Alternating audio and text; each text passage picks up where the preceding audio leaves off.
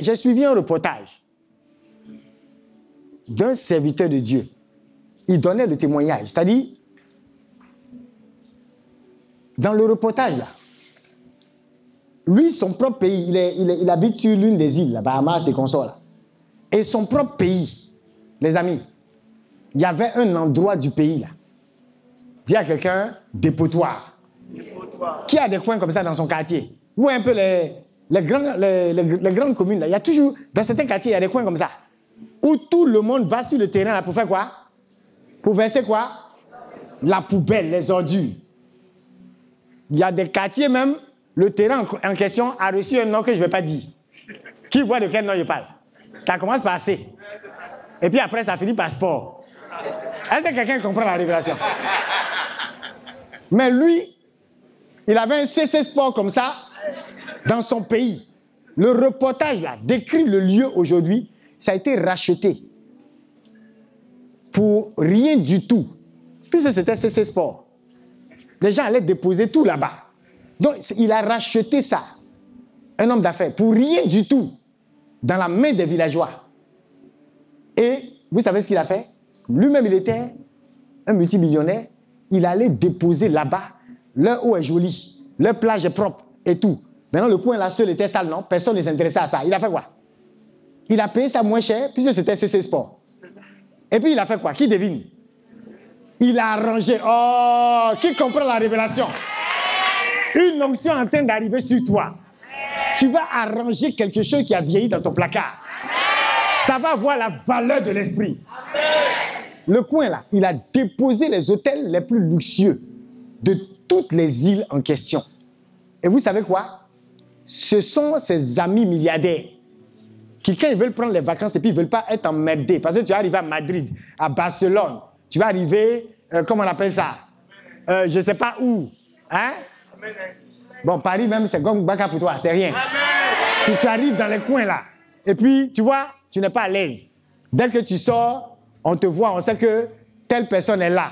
Quand ils veulent aller se cacher là, c'est le coin là qui est devenu leur lieu privilégié. Amen fort. Il y a une maman dans les milliardaires là, elle sort comme ça. Et puis les pêcheurs, hein, ils viennent, leur langouste, leur poisson là, et puis elle paye directement avec eux. Imagine les pêcheurs de ce coin là. On t'envoie là-bas, dis à 6 mois. 6 mois. Tu reviens, tu abandonnes la pêche et puis tu vis à l'aise. Amen fort. Imaginez comment l'économie du lieu est boostée. Tiens, ton voisin, tu fous quoi avec ce que tu as caché dans le placard? Ouais. Amen fort. Amen. Jusqu'à présent, il y a des cours communes à billetterie. Des cours communes en zone 4. Dis à ton voisin bientôt. Bientôt. Les Libanais passeront par là. Amen très fort. Amen. Et dites amen fort. Hein? Amen. Parce qu'aujourd'hui, on va prier pour tout ça. Amen. Tu passes, tu vois la maman, tu vois les enfants, hein, le Seridaga, c'est ça, non? C'est ça même. Ça se suit le visage. Les Libanais passeront par là très bientôt. Amen. Vous dites amen. Moi, je suis fâché. Parce que tu dis amen. Mais ton amen là, pourquoi tu ne vas pas là-bas aussi pour prendre la cour là, pour changer? Pourquoi les gens... Et vous allez voir, il y a des familles où ça se bat. La cour est là, bien située. Et vous pensez qu'on va voir des jeunes cadres avec le 1 million, 2 millions venir dire, Saint-Esprit, je t'adore, oh, aie pitié de moi, hein, mon problème de loyer, mon problème... Dis à ton voisin, tu as quel problème toi? Tu as quel problème? Et c'est ça, ce qui nous fait défaut. On ne sait pas amplifier notre impact. On ne sait pas que le Saint-Esprit lui-même est un amplificateur. Répète ça à ton voisin. Dis à ton voisin, il y a quoi au juste dans tes mains? Il y a des moments, certains d'entre vous, les vieux objets que vous avez, certains vieux objets de 1960, certains s'ils étaient en Europe, on va dire vente aux enchères, vrai ou faux? Oui. Vous vous souvenez du gars qui avait son tableau dans sa maison? Un tableau rare, mais ils ont tellement vécu. Tantôt dans la galère, tantôt, bon, comme ci, comme ça. Et le tableau a toujours bercé leur enfance. Jusqu'à ce qu'un de ses amis vienne dans sa maison et dit, mais ton tableau là, dis à ton voisin, ton tableau là, tes petits trucs que tu as là, hein? Ça là, c'est pas affaire d'onction, hein, mais un ami, l'onction aussi peut se manifester comme ça. Que quelqu'un ait l'inspiration d'ouvrir tes yeux sur quelque chose que tu as négligé. Et qui veut être amplifié par l'esprit. Amen fort. Donc, il dit ton tableau là. Ça ressemble, dis à quelqu'un au truc des boss là. Ça ressemble à, tu vois un peu, non? Ça ressemble, dis à quelqu'un, ça ressemble. On dirait que c'est un truc. Et si on faisait évaluer ça? Le gars, il ne s'intéressait pas vraiment. Son ami l'a poussé. Il y a des amis, leur affairage et leur papatouilla est salutaire. Dis amen fort. Amen. Que Dieu te bénisse avec ce genre d'amis. Aux affairages salutaires. Amen. Parce que lui, il a affairé. Tableau là, il ne laisse pas tableau là. Amen fort. Il fallait voir le jour de la vente aux enchères. Le gars même qui a vécu toute son enfance, ses parents ont vécu. Personne dans la famille, dans la lignée n'a su que le tableau avait cette valeur. Quand les experts ont évalué, et ils étaient en train de dire les prix là, ça criait. Quoi, 800 000 $, tant, 1 million de $. Quand ils ont dépassé 1 million de $, le sourire du gars, c'est-à-dire sa bouche voulait arriver sur sa nuque. Il est tenté de sourire comme ça. Dis à quelqu'un, l'onction est tombée sur lui. Dis à toi, l'onction fait ça aussi. Un ami a ferré sur le tableau. Amen. Est-ce que tu vois? Mais tu es là, voilà. Et quand on dit Saint-Philippe, Saint de la joie, toi tu ne comprends pas. Parce que non, dans ma famille, il y a les sorciers. Ils sont sur moi. Non, c'est nous-mêmes, on a main trouée. Bon, lui là, chez les Blancs, on allait dire quoi? Qu'il a main trouée aussi. Vous comprenez? Il y a une autre chaîne française qui a enquêté sur un monsieur. Ça faisait tellement rire. C'est-à-dire, le gars, il était pauvre, il galérait. Et quelqu'un a fait, avec sa fortune, il a fait une loterie. Genre, il voulait donner à des inconnus. Et chez les Blancs, il y a des choses. Oh. Il se lève comme ça, il est tellement rassasié. Il dit, j'ai trop de milliards. À ma mort, on va tirer au sort. On va donner à Kwaku. On va donner à Kissi. Amen. Jacqueline va prendre une partie. Amen. Bon, lui, il ne sait pas que c'est Jacqueline. Hein? Et les gens font. Ça tombe sur lui. Il faut voir le gars dans sa galère. Devenir riche subitement. Il y a un autre. Les gens dans le testament, là, il était dedans. Il ne savait pas. Il galérait. Il fallait voir sa maison de galère. Tu as dit que ce n'est pas Paris, c'est à Djamé. À Djamé, mélangé à Bobo derrière rail. Mais il faut le voir sourire. Quelqu'un va sourire ici. C'est comme ça avec l'onction. La chose t'appartient. Mais il y a un code. Le guichet, il ne réfléchit pas. Moi-même, souvent, j'arrive au guichet. Et puis si j'oublie mon code, je ne peux pas. Tu te bats avec le guichet. Donne-moi, c'est mon argent. Oh, donne. Et puis tu donnes coup de poing au guichet. Ou bien, sors mon argent. Regarde-moi. C'est mon argent. Le guichet, il te regarde tout serein. Dis à ton voisin, il n'y a pas plus serein qu'un guichet automatique.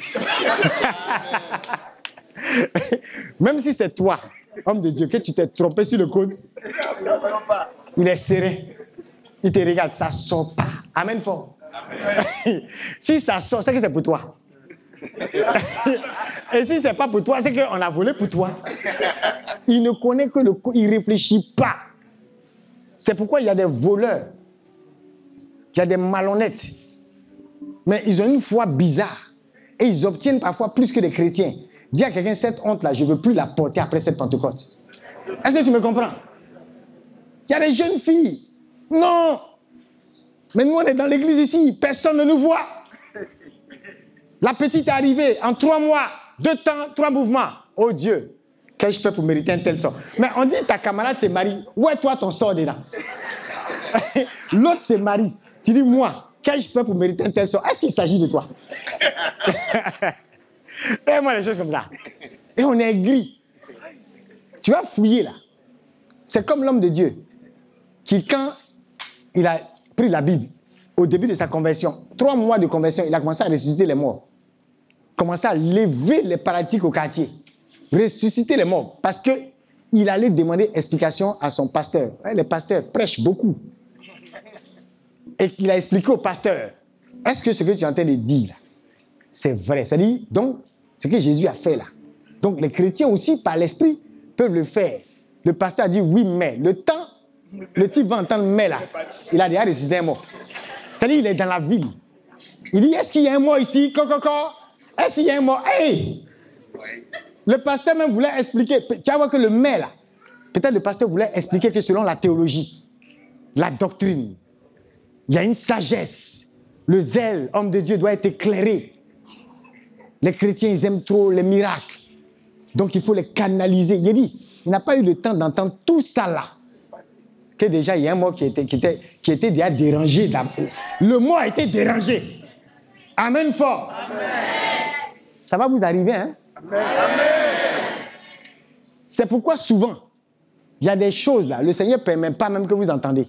Yes. Parce que le temps que tu vas entendre là, ça va affecter ta foi. Yes. Est-ce que vous voyez? Quelqu'un parmi vous va arriver dans une entreprise où on dira, cette entreprise-là, vraiment, ça ne vaut pas la peine. Quand on regarde là même, dans 2 mois, ils vont fermer. Parce que tous les indicateurs sont au rouge. Et toi aussi, tu arrives avec ton visage rouge. Et tu as déjà, c'est-à-dire parce qu'on t'a briefé. Est-ce que vous suivez? Tu arrives déjà avec ce contexte-là. Et tu vas travailler en ayant les blocages à l'esprit. Que non, on dit que dans l'entreprise, là, c'est comme si, c'est comme ça. Quand on fait ça, ça passe pas. Quand on fait ci, ça passe pas. Oh, c'est entré ici. Et quelqu'un d'autre vient. On ne le briefe pas sur les problèmes que l'entreprise a. Il vient avec un état d'esprit. Dis à quelqu'un qui est nouveau. Comme la nouveauté de vie que le Saint-Esprit apporte. Et qu'est-ce qui se passe? Quand lui, il arrive, parce qu'il n'a pas ton background, il commence parfois, on lui dit, mon ami, fais ce que tu sens. Oh, il commence à faire des choses. Et il produit des exploits. Et quelqu'un va lui demander, mais tu as pu vendre 1000 tonnes ce mois? Il dit oui. J'ai même fait 2000 tonnes. On dit, ah, mais il n'y a pas de moyen de faire 20 tonnes dans cette entreprise. Dis à quelqu'un, moi j'ai fait 2000 déjà. Hein? Dis à quelqu'un, il a déjà fini avec ça. Toi, tu es encore en train de te questionner si c'est possible ou pas. J'ai fait 2000 tonnes. Amen fort. Amen. Est-ce que quelqu'un comprend le témoignage qu'il va vivre après cette Pentecôte? Quand je parle comme ça, je suis en train de prophétiser sur quelqu'un. Ça veut dire que tu es déjà dans ce genre de situation. On a trop mis dans tes oreilles. Il y a certaines personnes, c'est le village, c'est le quartier. Oh, dans tel coin, regardez, il y a des quartiers à Abidjan ici. On dit quand tu es là-bas, tu ne réussis pas. Et il y a des gens qui ont grandi dans le quartier. Ils sont allés jouer en Arabie Saoudite. Ils sont allés jouer ballon quelque part en France, quelque part ici, à gauche. En 2 temps, 3 mouvements, tu regardes. Le gars, il est milliardaire. Dis à quelqu'un, on a grandi dans le même quartier. Il faut que tu sois celui-là qui fera l'exception. Même si c'est Satan qui a établi la règle. Et si c'est lui, le diable, qui a établi la règle, mais on doit même être beaucoup à faire l'exception. Amen fort. Amen. On doit dénaturer même sa règle. Pour dire, ça ne marche pas comme ça ici. Amen. Et il y a même des entreprises aujourd'hui qui ont même plus de foi que certains chrétiens. Parce que quand ils sont en train de tomber, il y a des multinationales qui ont... C'est-à-dire, il y a des gens là, dans le milieu professionnel. On reconnaît qu'eux, ils ont une carrure. On ne dit même pas qu'ils ont une onction, hein, mais ça ressemble à ça. Ils ont comme une autorité pour savoir redresser les entreprises qui tombent. Amen. Vrai ou faux? Amen. Nous, on a des noms comme ça. On connaît des gens comme ça. C'est-à-dire, il y a des personnes, dès qu'on dit tel secteur, là, en train de tomber, même dans la finance, il y a des noms qui vont commencer à venir. Peut-être vous ne les connaissez pas, mais dans les milieux où c'est chaud, là, les noms des mêmes personnes vont commencer à circuler. Et bientôt, ton nom sera dedans. Vous allez voir que les mêmes noms circulent. Pourquoi? Parce qu'ils ont prouvé qu'ils savaient faire fleurir les déserts. Ah! Ils ont prouvé que quand on les met dans des lieux arides, ils savent ressortir avec des forêts denses. Ils ont prouvé qu'ils savaient confronter des sécheresses, des difficultés, des complexités les plus absolues. Dis à quelqu'un, cette Pentecôte, ce n'est pas pour dire au Seigneur, éloigne mes problèmes. Dis à ton voisin, ce n'est pas pour dire au Seigneur d'éloigner tes problèmes. C'est pour demander au Seigneur la domination sur ces situations. Les problèmes même te regardent et puis ils disent, ben, à qui irions-nous? Tu as les paroles de notre solution. Amen fort. Il y a des villages où c'est toi on doit confronter. Pourquoi? Parce que Dieu sait que l'esprit qui t'a donné, si les gens du village là te confrontent là, pour la première fois, ils vont taper poteau. Amen. Et le village sera délivré. C'est pourquoi il y a des problèmes, remarquez, c'est sur vous ça vient. Dis à quelqu'un accueille. Avec joie. Et délivre le village. Amen fort. Amen. Qui a compris ça? Tu as compris ça, ta Pentecôte va réussir. Sinon, ça a déjà réussi. Ne soyons pas limités par les situations. Amen. Dans les tempêtes, on doit apprendre à dire Saint-Esprit, manifeste l'autorité qui calme les tempêtes. Amen. Et il y a des tempêtes qui ont besoin de ta présence. Dis à quelqu'un, on a besoin de ta présence. Parce que tu as les paroles qui ramènent le silence. Amen fort. Amen. Tu as ce qui va calmer la tempête. Amen fort. Imaginez un professeur de mathématiques, quelqu'un qui a un PhD en mathématiques, et tu lui envoies une équation de 6e. Il faut me dire, est-ce qu'il s'en fait jeûne et prière 3 jours secs pour dire, ah, cette équation, oh Dieu. Est-ce que c'est ce qu'il fait? Il résout l'équation là même dans le sommeil. Dis amen fort. Amen. Tu sais pourquoi? Même si c'est un casse-tête pour toi, il a dépassé ce stade. Il est au contrôle. Oh, est-ce que quelqu'un voit où on arrive là? Il est au contrôle. C'est ce qui va t'arriver. Tu seras doyen de la faculté des problèmes. Amen. Tu vas dominer les problèmes. Amen fort. On saura que tu as un esprit supérieur. Amen, amen, amen. On va prier. Et il y a même des limitations financières qui vont sauter. Amen. Des limitations matérielles qui vont sauter. Amen. Parce que le Seigneur va t'enseigner que le spirituel là est tellement au contrôle que quand on est un homme, une femme de l'esprit, on n'est pas inquiet par rapport au matériel. Parce qu'on est au contrôle de cela, on domine cela. Amen. C'est pourquoi Daniel et ses amis, il y a eu au moins 3 gouvernements qui sont passés. 3 rois. Et les rois avec des noms de fétiches. Nebuchadnezzar, Nabucodonosor, les noms bizarres. Des rois avec des magiciens. Mais Daniel et ses amis ont toujours été présents. Ils ont toujours une place de choix dans le royaume. Amen fort. On va arriver à un stade où ceux qui sont là, devant moi ici, peu importe votre parti politique, peu importe qui vous avez voté, peu importe qui vous n'avez pas voté, peu importe qui vous aime et qui ne vous aime pas, tout le monde va respecter la faveur de Dieu sur vos vies. Et chacun dans la nation voudra composer avec cela. Amen fort. J'ai donné l'exemple d'un médecin qui avait peur de mettre sa croix. Et ce médecin, à un moment donné, il a entendu une parole du pape François. Et il a entendu un autre témoignage. Il dit non, il faut que j'assume. Donc il a commencé à porter sa croix. Ça paraissait un petit signe, mais ça rassurait même les patients, vous imaginez. Et il a commencé à prier pour les malades, en plus de les diagnostiquer et de les soigner. Yes. Et dis à ton voisin, les miracles ont suivi. Amen. Et au-delà de ça, un jour, il a oublié sa croix. Et c'est un malade qui lui a dit, frère, si des gens comme toi commencent à abandonner, que deviendrons-nous? Dis à quelqu'un, et nous autres, que deviendrons-nous? Ah, le type a parlé français pour lui donner. En temps, le gars avait juste oublié sa croix. Mais il s'est rendu compte que les malades étaient devenus attentifs. Dis à ton voisin, ton petit signe de croix. Ton petit signe de croix. La petite chose sur toi, même ton t-shirt que tu as porté, le petit message, ça peut convertir quelqu'un au sortir de la Pentecôte. Qui sait? Amen, Amen fort. Donc je vous dis et je vous préviens, on n'est pas dans la Pentecôte pour venir nous emballer dans nos draps, comme des gens qui ont froid. Le feu va exploser en nous, comme pour Saint-Philippe. On va se mettre aussi sur les toits pour prier. Amen. Vous pensez que quand il se mettait sur le toit pour prier, là, il n'y avait pas de persécution? Quand on a dit à Daniel et autres, on dit, hey, celui qui ne vient pas adorer la statue, c'est maintenant lui-même il sort et puis c'est même en haut pour prier. Regardez-moi maintenant. On n'a pas dit d'aller provoquer les gens. Mais dis à ton voisin, assume ta foi. Assume qui tu es. Amen fort.